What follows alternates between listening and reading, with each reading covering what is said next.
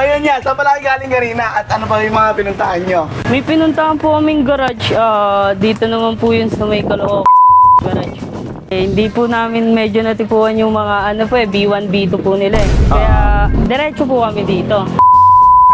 Good day mga kuys, today ay December 1. So may nag-walk-in sa atin kagad mga kuys, ngayong umaga. So labasin natin sila. Let's go. Yeah, gandang araw. Pangalan pala, taga saan? Ako po si Alpi, taga Antipolo po. So yun nga, saan pala kayo galing kanina at ano pa yung mga pinuntahan nyo? May pinuntahan po kaming garage. Dito naman po yun sa may Caloocan garage. Hindi po namin medyo natipuan yung mga B1, B2 po nila eh. Kaya diretso po kami dito. Baka sakali po kami na meron po kaming makuha dito. At pagpunta naman po namin, successful naman po. Nakakuha naman po kami ng magandang unit, fresh unit po. Higit po sa lahat, may mga pa-previous po siya. Yun. Tama, kita nagbibenta ng second hand na may 3 months warranty, 3 months guarantee, and 3 months free service. So yung free service natin, kung magka-problema, pwede mong balik, gagawin namin ng libre. Di ba? Or kung walang problema, pwede mo pa rin ibalik, gagawin namin ng libre. Ang warranty natin is Monday to Saturday. So wala kang babayaran doon na labor.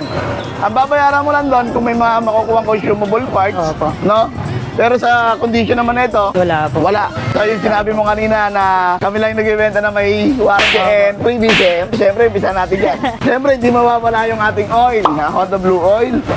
Kaka-change oil lang na ito. After 1,000 km, may magagamit ka na, pati gear oil. Brake pad, sabi mo kanina, malakas pa preno eh, di ba? Opo. Brake shoe, bibigyan pa rin natin. Tapos, konting accessories. Bibigyan kita ng tire hugger. Kaya pwede mong ikabit para hindi marumihin yung makina. Tapos, eto, panel protector. Pwede mo ikabit yan dito. Para may konting forma na rin, di ba? Tapos, syempre, yung ating helmet. Ayan, tapos tingin mo muna yan.